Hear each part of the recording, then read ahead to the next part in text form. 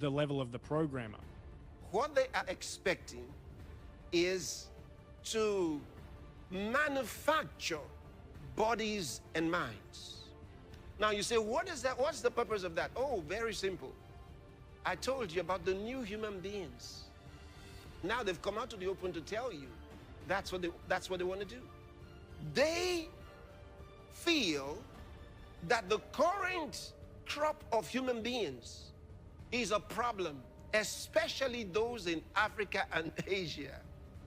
Now, in the past, many tyrants and governments wanted to do it, but nobody understood biology well enough. And nobody had enough computing power and data to hack millions of people. Neither the Gestapo nor the KGB could do it. Nazi Germany had the Gestapo, Eastern Germany had the Stasi, and the USSR had the KGB. During the darkest days of the Third Reich, the most ominous sound was a knock at the door after dark. Everyone who lived under the Nazi yoke lived in fear of the secret organization that made the nighttime calls. Hitler called it his deadliest weapon. Without it, the Führer's ambitions could never have been realized. As an instrument of state terror, it has hardly ever been equaled. Yet until now, its full story has not been told. The organization was called the Gestapo.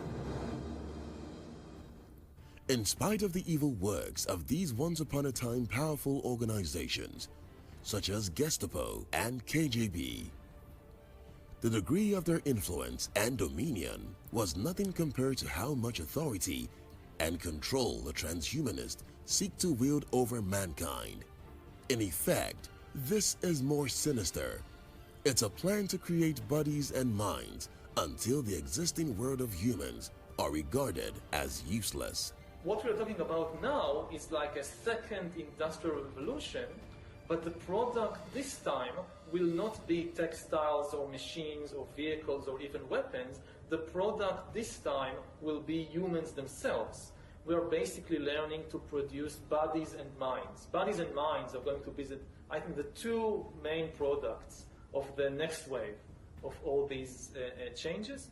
And if there is a gap between those that know to produce bodies and minds and those that do not, then this is far greater than anything we saw before in history. And this time, if you're not part of the revolution fast enough, then you probably become extinct. Once you know how to produce bodies and brains and minds, so cheap labor in Africa or South Asia or wherever, it simply counts for nothing. And again, I think that the biggest question maybe in economics and politics of the coming decades will be what to do with all these useless people. And that's why I was calling on God's people to recognize what was going on and know that this was eugenics coming through the back door. And if you read the Bible, God hates it. So, where does this leave the philosophers, the scholars, and the world's brilliant debaters? God has made the wisdom of this world look foolish. 1 Corinthians chapter 1 verse 20.